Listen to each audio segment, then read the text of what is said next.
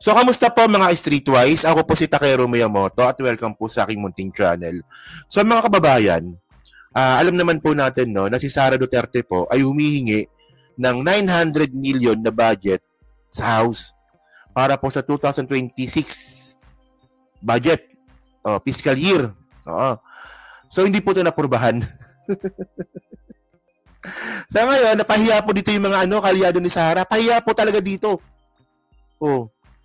So, ito basahin natin to Sabi dito, no, disciplining a brat. House votes to cut Duterte budget for second year in a row. So, 2 taon na po talaga, no, 2 taon na po makasunod na tinapesan yung budget ni Sara. Kasi una, last year, ang hiningi pong budget ni Sara, ngayon pala, 2025, ang budget pala na hiningi ni Sara, 2 billion. So, yung 2 billion, naging 800 million na lang. Tama, di ba? Parang ganun, basta ganyan yung figures eh. Tapos ngayon, pagpasok po ng 2026, so, ang hihingi po ni Sara, 900 million. So, dahil nga po sa bastos si Sara, bobo si Sara, at amoy putok si Sara, binawasan po siya ng budget. So, 733 million na lang, di ba? Buti pa si alam ni ma'am. Alam ni Kyoto, no? Sabi dito, so the House of Representatives voted to slash the OVP 889 billion budget for 2026 by 156 million, making a good promise to exact consequences for Vice President Sara Duterte's repeated refusal to answer for her budget. Mga kababayan ko, kasi tandaan po natin, no, na SOP po yun. No, na every year haharap po talaga yung pinaka leader or pinaka secretaries, no, or mismo may hawak ng opisina. So in this case nga po si Sara Duterte, so siya po yung haharap kasi nga po OVP. Haharap po siya sa House para po ipagtanggol yung budget niya. Ang problema po ni Sara, siya pa ngayon ng may nag-attitude. Yun na yun. So, sabi pa ni Sara, no, na siya daw po, pupunta lang daw po sa budget hearing kapag tinanggal daw po yung elbow ba yun? Yung lookout bulletin doon sa mga staff niya. Okay. So, ngayon, tinan nyo to, ito yung part ng, ng hearing. Panoorin natin to. Entitled nga no? Kaya nga Sponsor, I respectfully but firmly propose the reduction of the budget of the Office of the President, Vice President, from 889.24 million to its 2025 level of 733.2 million. Budget of the OVP has been deducted 2 times already. Si Ungab, si Ungab, ungas din to in 2024 and 2025, and another reduction in 2026 with really, I would say, triple the office. Only 2/3 of the original budget has been left. So I would like to appeal the decision of the chair. Majority Leader. For the information of the body, an aye vote sustains the appeal and the nay vote defeats it. The majority kindly solicits a nay vote. All those in favor to the appeal say aye. Aye. All those against say nay. Nay. The nays have it, the appeal is lost. Majority Leader. Wala yung appeal, hindi napakinggan yung appeal. So, yung point dito mga kababayan, no, si Laila de Lima po, may sabi, nakaltasan po yung budget ni Sara. So, umepal si Ungab.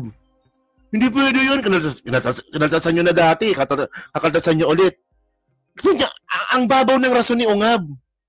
Ang rason ni Ungab, mga kababayan, kasi si Ungab, di ba, congressman sa Davao yan ang rason ni Ungab, hindi daw siya, hindi daw siya pabor na kaltasan si Sara kasi daw, nakaltasan na raw po siya last year.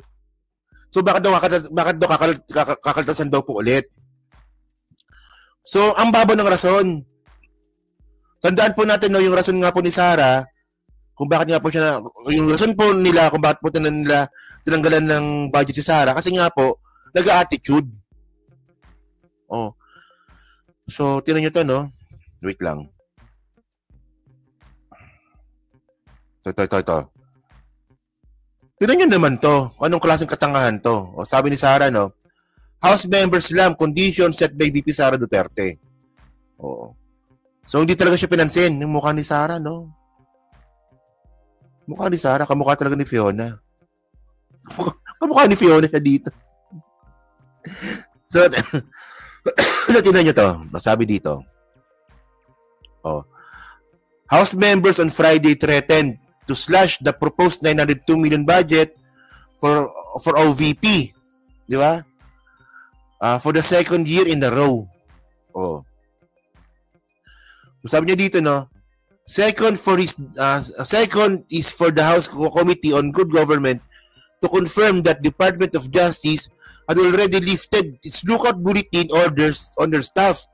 The committee was the same body that looked last year into the Duterte's alleged misuse of confidential fund. Alam niyo mga kababayan, no? Ito yung bullshit dito eh. Ang sabi po ni Sara, pupunta daw po siya sa hearing kapag na-lift na raw po yung lookout bulletin. Pero matagal na palang tinanggal na yung lookout bulletin ng DOJ. So lumulusot lang pala talaga siya. Sobrang drama ng buwaka ng inanto. O yan, no? Sulaika Lopez, di ba? Oh, ganda na puwet niyan. Sulaika Lopez.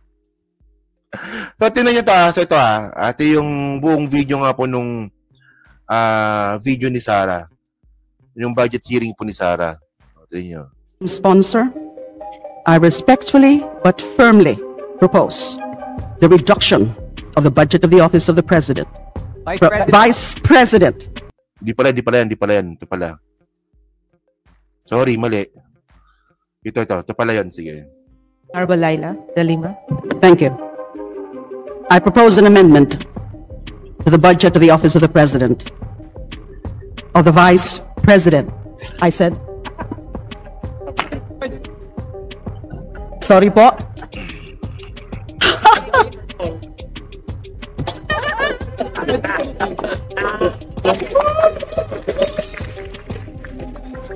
So, icebreaker muna. Again, I propose an amendment to the budget of the Office of the Vice President in the form of a reduction from 889.24 million to its 2025 level of 733.2 million, representing a reduction of 156 million or 17.5%. This is found in House Gab Volume 1A, page 2, line 19. Madam Speaker, Madam Sponsor, may I briefly explain my proposed amendment? O bakit? Every peso in this budget. So may rason si Laila De Lima kung bakit niya inamendahan yung budget ni Sara. Madam Sponsor, may I briefly explain my proposed amendment? Every peso in this budget is the people's money.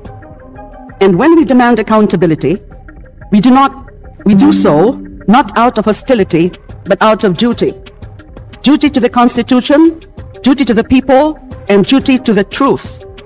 Let me then again put this on record. VP Sara Duterte's repeated refusal to face this chamber is an insult.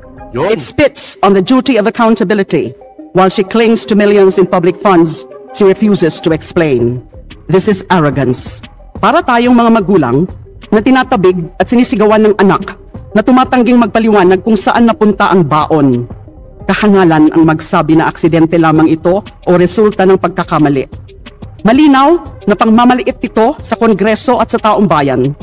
Sa madaling salita po, paulit-ulit na tayong binabastos ng Vice Presidente. Congress holds the purse, and when a child squanders the family's money without answers, the remedy is clear. Bawasan ang baon hanggang matuto. Ay, naku, Sara. Let me be clear. This reduction is discipline, not demolition. Malayo ito sa ginawa ng kanyang ama na ginamit ang budget para pahirapan ng Commission on Human Rights, a constitutional body created to defend the powerless.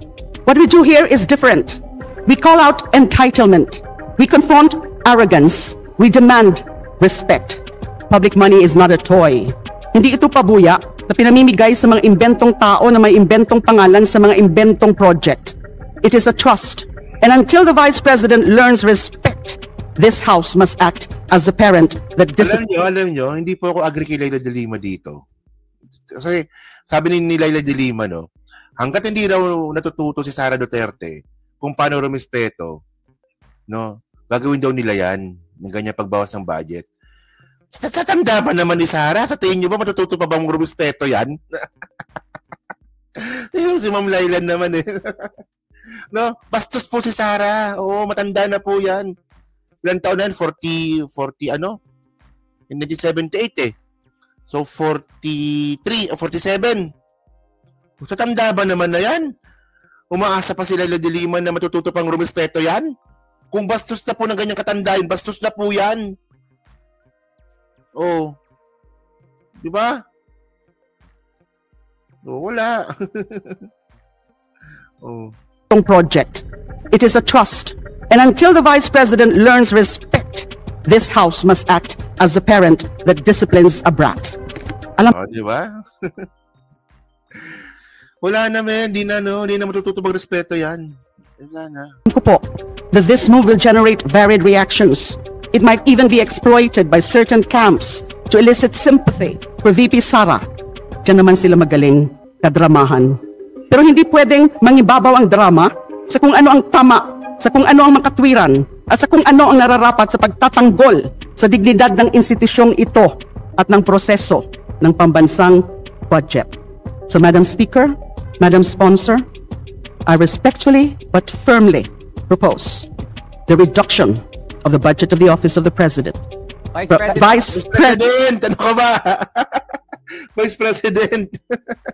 President, from 889.24 million to its 2025 level of 733.2 million. I so move. Maraming salamat po. What does the sponsor say? Madam Speaker, I move to accept the proposed amendment. There's a motion to approve the... Oh, so si Sandro Marcos, di ba?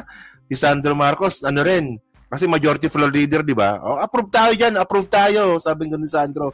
So ngayon, merong mag-aapila. May mag-aapila mga kababayan. Tingnan nyo to kung sino mag-aapila. Proposed amendment. Is there any objection? The chair hears none. The motion is approved. Okay. Madam Speaker, Majority Leader. I move to recognize the Honorable Ungab. The Honorable Sid Ungab is recognized. Madam Speaker, thank you, Mr. Majority Leader. Thank you Ungas. Yan, si Ungas na to eh. to the sponsoring chairman. This is an objection at the same time since the chair has ruled an appeal to the decision of the chair. Majority Leader. Not to decrease further the budget of the Office of the Vice President. Sobra na ang laki ng ibinaba ng budget ng opisina ng Office of the Vice President. Despite the drastic reductions for... Madam Speaker, Majority Leader. may we request that the Honorable Ungab stick to the motion to appeal the ruling of the sponsor rather than have an explanation. Yes, Madam Speaker. The budget of the OVP has been deducted 2 times already in 2024 and 2025, and another reduction in 2026 with really, I would say, triple the office. Only 2/3 of the original budget has been left. So I would like to appeal the decision of the chair. Majority Leader. Wait lang yung mga kababayan, di ba? Ganyan po katanga si Ungab eh, no?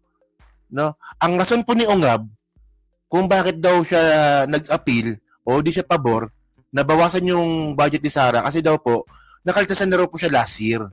So bakit daw kakaltasan daw ulit ngayon? So yun na yun. Yun na yung rason. Yun na yung rason.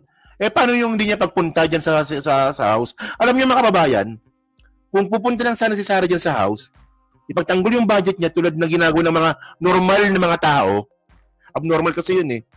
Mapagbibigyan po yung budget niya. Di ba? Tama, di ba? Kung umakto lang sana si Sara Duterte bilang isang normal na tao, walang problema yung budget niya, mapagbibigyan po siya. Ang babaw talaga ng rason ng mga DDS talaga, no? Si Ungab po, DDS po yan. Ang babaw talaga. Ayokong bawasan yung budget ni Sara kasi binawasan nyo na dati. Tapos babawasan nyo ulit ngayon. O, so yun na yun? Yun na yung rason mo? Babaw naman yun. Babaw, men. O kaya nakakatakot to mga kababayan. pag si Sara Duterte maging presidente, yung mga yan, same personalities po na bumaboy sa bansa natin. Babalik po lahat yan sa sa posisyon sa gobyerno. Gusto nyo ba yun? O mga DDS gusto nun? Madam Speaker, there being an appeal.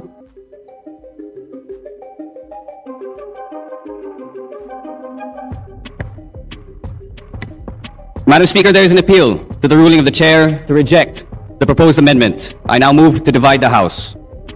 For the information of the body, an aye vote sustains the appeal and a nay vote defeats it. The majority kindly solicits a nay vote. All those in favor to the appeal say aye. Aye. All those against say nay. Nay. The nays have it, the appeal is lost. Majority Leader. Wala. Madam Speaker, moving on.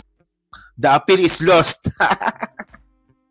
Wala talaga. So ngayon, actually, merong yan eh. Ito yan eh.